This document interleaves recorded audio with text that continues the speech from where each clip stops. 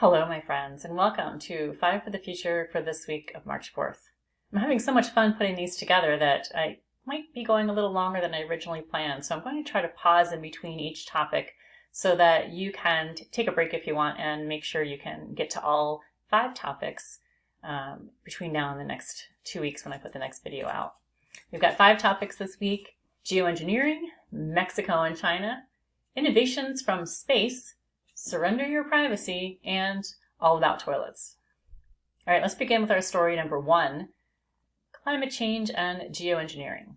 So what's this all about?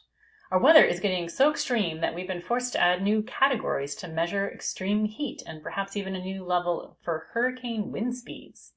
January was the warmest one ever recorded, and the rain and snowfall totals in California and Nevada have been off the charts, but my home state of Wisconsin barely saw any snow or cold at all this season. On top of that, across the globe, areas near the ocean are sinking faster than sea levels are rising. So what can we do about all that? Geoengineering. Have you heard that term before? Rather than trying to lessen our carbon footprint with geoengineering, instead we are tinkering with the environment to improve our weather and our air. Will these techniques have unintended consequences? Maybe. Will they help some areas and hurt other regions of the world? Perhaps. Are we going to try anyway? Apparently, yes. Some new methods include spraying salt water into the clouds, injecting reflective particles into the sky, dumping chemicals into the ocean to lower the acidity, and even sending a giant sail into space to block the sun. So what does this all mean for you and your small business? These proactive methods are still controversial, and for good reason, but expect the concepts to continue to grow, both in terms of the number of solutions proposed and also in popularity, which means more funding and more startups trying new things, which could mean more opportunities for observant small businesses. What might the future look like? Imagine a world where we are able to engineer the weather, make sure there's snow in Wisconsin, keep the ocean from rising up and covering that valuable beachfront property, creating solar energy and shading the Earth from the sun at the same time with giant solar panels in space. What's different in this geoengineered world for your business? What's different in the interplay among geographic regions and countries as we engineer the climate? Could that have an impact on your supply chain, your customer base, your energy usage? Something to think about, or at least to count on me to pay attention for you. All right, moving on to story number 2, Mexico, China, and the supply chain. What's this all about? U.S. imports from Mexico surpassed imports from China this year, with Chinese imports falling 20% last year. Mexico components have the advantage of allowing a Made in America tag on your products, not to mention a much shorter trip to a U.S. facility. China is also seeing the benefit of Mexico, looking to expand its EV manufacturing there to be closer to the U.S. and to avoid tariffs for products coming right from China. And Chinese solar companies are also looking to set up facilities in the U.S. to take advantage of U.S.-based subsidies. Despite our issues with China as a trading partner, we can't seem to quit our addiction to online shopping for cheap goods from China, from companies like Temu and Shein. Beyond that, Chinese producers are moving their activities to other countries, so even if we contract with a firm in Vietnam or Thailand, it could still be a Chinese-owned firm. In other supply chain news, it is theorized that higher interest rates could cause businesses to head back to more of a just-in-time inventory with fewer suppliers as a cost-cutting measure. This could cause trouble moving forward. So what does this all mean for you and your small business? Where do your supplies come from? Do you have more than one supplier that you work with?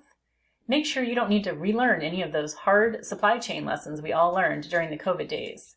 And make sure you find out not just the location of the supplier, Mexico or Vietnam, but also the originator of the company you're purchasing from, maybe China. In case a crazy geopolitical future is in store, spoiler alert, it is. What might the future look like for this? At least 64 countries have elections in 2024, which will have an impact on policies across the globe in the future. Imagine a future where the tariffs on goods from China are so high that it doesn't pay to work with your long-term Chinese supplier anymore, or where the U.S. enters into a global disagreement with some other countries, leading to a colder relationship and more challenges for international business. Where's there risk for your business? And where's there opportunity? All right, let's move on to story number 3, innovations from space. So what's this about? Just as happened back in the Apollo moon mission days, the increased interest in space travel across the globe is bringing innovations to Earth. Let's take a look at some of them. Researchers are working on a form of plastic that can shift into different shapes as needed. You can set it and lock it into one shape and then change it for another use. This is meant to help save space and weight on missions to Mars, but could have some interesting implications here on Earth as well. And did you know that Japan's moon lander, which touched down on the moon earlier this year, was designed by the toy company that makes Transformers? They designed a rover that could transform into different shapes based on the different stages of the mission, from launch to locomotion.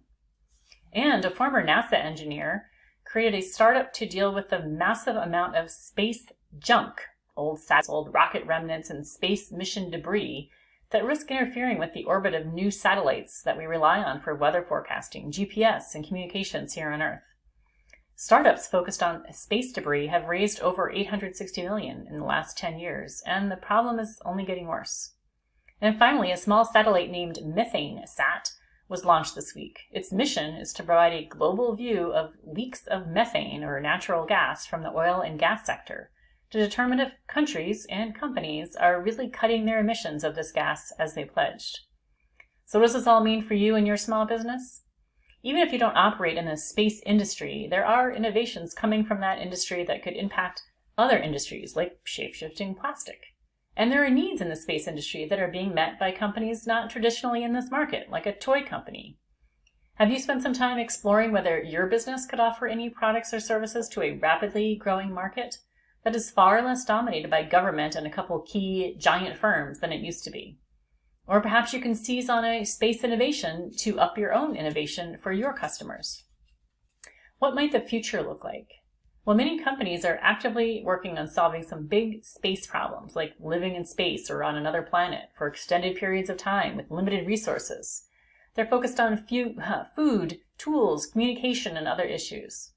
Imagine a future where the lessons we learn from space travel start to be applied here at home, leading to more sustainably sourced food, transforming tools and machinery, and a whole new market for products and services serving the space travel market. Where does your business fit into this future? Get creative. I could run peer groups of space researchers while they're on a mission. You could adapt your welding or laser cutting tools to work better in space, or help operate a manufacturing plant in orbit with zero gravity. The sky is literally not the limit. All right, moving on to story number 4, surrender your privacy. What is it? How is your privacy being invaded by technology this month? I'm afraid I have a long list of examples. Starting with smart vending machines on a college campus that were selling M&Ms and collecting facial recognition data without consent to track ages and genders of customers. A tech startup that's created a Marauders map for the office that tracks who's online, who's meeting with whom, and who's available for a spontaneous video call to help better manage remote or hybrid offices. Handy for easy communication, but maybe too much information on what you're doing every minute of the day? And some drugstores are asking for you to input your phone number to unlock the bins with toiletries like toothpaste and shampoo, to cut down on shoplifting and track customer activity at the same time. Also, the connection between your car and your smartphone allows people to track your location even when you don't want to be found, like by an abusive partner. And by 2026, nearly 3/4 of all airlines will be using biometric tools like facial recognition in lieu of your passport or driver's license. Also in the works, a smart ad display system that provides personalized ads and records your expression and eye movements to better customize ads to your level of interest. So what does this all mean for you and your small business? Most small businesses are behind the curve when it comes to collecting and using customer data. The technology is clearly there. Whether some of it's ethical is another question, but you should be asking yourself, am I tracking data to help me better understand the interests of my customers, the profitability of my products, the productivity of my employees? How can I use data to better make intelligent decisions? What might the future look like? Not to get too dystopian on you, because that never happens here at 5 for the Future, but privacy is dead.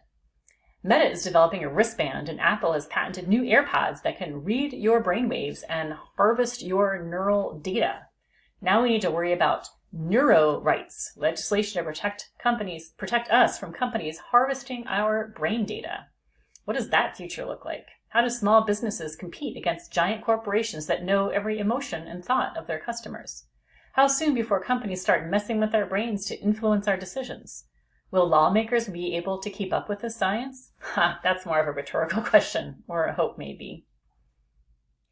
All right, and moving on to our final story, story number 5, the toilet of the future. What is it?